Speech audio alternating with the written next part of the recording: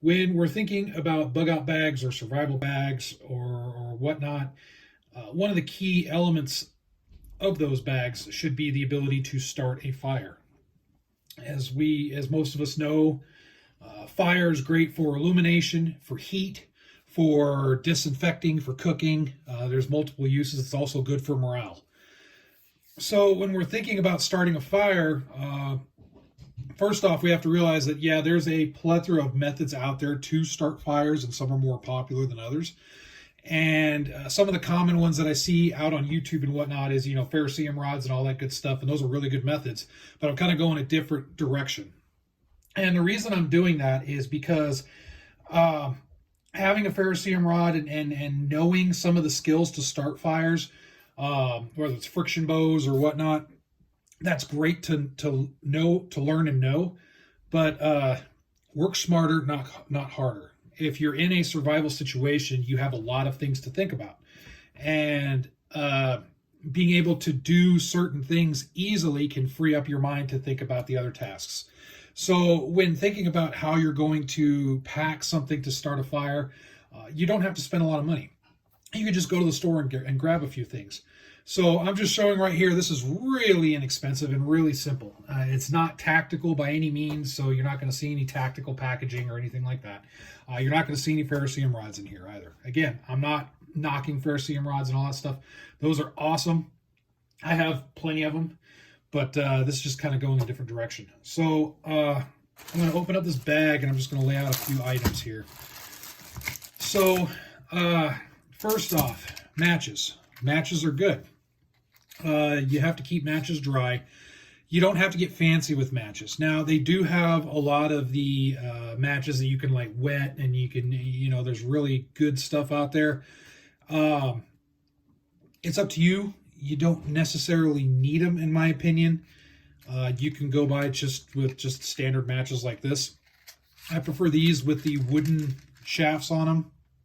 They're made out of little wood sticks versus the real pliable ones that you see in tiny little matchbooks. I prefer these. A little bit more heft to them, and they won't break as easily. A little easier to start. This is just a little box that has 32 in here. So this is a good thing to have, and it doesn't cost anything. It's nearly weightless. So it's not going to cost you anything as far as weight's concerned. This right here, it's a lighter. Carry multiples of these. I have one here for the purpose of the video, but carry multiples of these. Carry them in different areas. Buy a pack of 5 or 10 and have lighters on you. Now, one thing about a lighter that's kind of cool is even if the lighter is out, for example, there's no butane fuel in it, the spark it's basically a tiny little ferro rod in there. So you can still get sparks, so you can still use this as a type of fire lighting. You're basically striking a little ferrocerium rod, and that spark, if you have something that'll take it, you can still make a fire that way. This particular one, just kind of off topic, I have some Gorilla Tape wrapped around here, and I have a needle, and that's because one of the good things, just a note, get needles. If you have a kit that you're putting together, some good heavier gauge needles, because the needles will help with as far as repairing stuff, repairing tents, repairing tarps, repairing clothes, whatnot, because you can use strands of the inner strands of 550 cord. Once you take the 550 cord and break it apart, there's a bunch of inner strands inside. You could run that through, and you could actually use that to repair things. So just a side thing. That's why I have this here. It's just a way to retain it and keep it in a spot where I'm not going to lose it. Another thing, these things, they're available everywhere. Walmart has them. And these are fire start cubes. So all you have to do with these, and you don't have to use the whole thing at once, you can break this off. You can smash it up a little, break it off, take a flame to it, and it'll light up. So that makes the job really, really easily to do. Right here, Q-tips. Q-tips, you can take these, fray them a little bit. You can use them to start fires. It has many other uses as well for Q-tips, but that's just one use. Right here, this was $2.97 at a outdoors store. So these fire sticks are awesome. Again, why overcomplicate things? If you have the resources to make things easy, that's exactly what you want to do. In a survival situation, You want things to be as easy as possible. You want to be as efficient and smart as possible in every task that you do. A lot of people don't understand that. I'm not saying practice the other stuff. Definitely practice the other things. Practice the harder methods for starting fire. You never know what kind of situation you may find yourself in. So definitely practice that. But you want to have the easy stuff with you. And the easy stuff is really, really inexpensive. For around $10 or less, you can get a nice redundant kit put together, where you can carry something on you and something also in a pack. So you have 2 items, one on you, one on the pack. In case you get separated from your pack, you can still start fires, all that good stuff. So just something to think about. You don't have to go hardcore. It's good to know all that hardcore stuff, but you don't have to rely on that hardcore alone.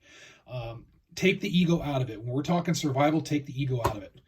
I'm the type of guy, I mean, we could be out in the woods if there's a big trip and everybody's going out into the woods or whatnot, and people are sitting here trying to light a fire with a ferro rod. That's cool. I'm the type of guy, I'll just whip this out, light some tinder, and light the fire. That's just me. Know the hard stuff, but resort to the easy stuff when you can. There's nothing wrong with it. You're not losing any cool points, in my opinion. So just a thought, if you're looking to put something together, just look at that, kind of think outside of the box, look at stuff and say, hey, you know what? And this is just a sandwich bag. You don't need anything super fancy. All I did is just kind of put this in a sandwich bag. Nice and neat. It's a little barrier. You can double up if you want, if you're worried about, barriers from wetness or whatnot. But this is just in a sandwich bag, and then I can throw this into my pack or wherever, and there you go. I have a little kit, and I can have multiple kits, and this is very, very lightweight, and it doesn't take up much space, so it's not really costing me much in terms of weight and space.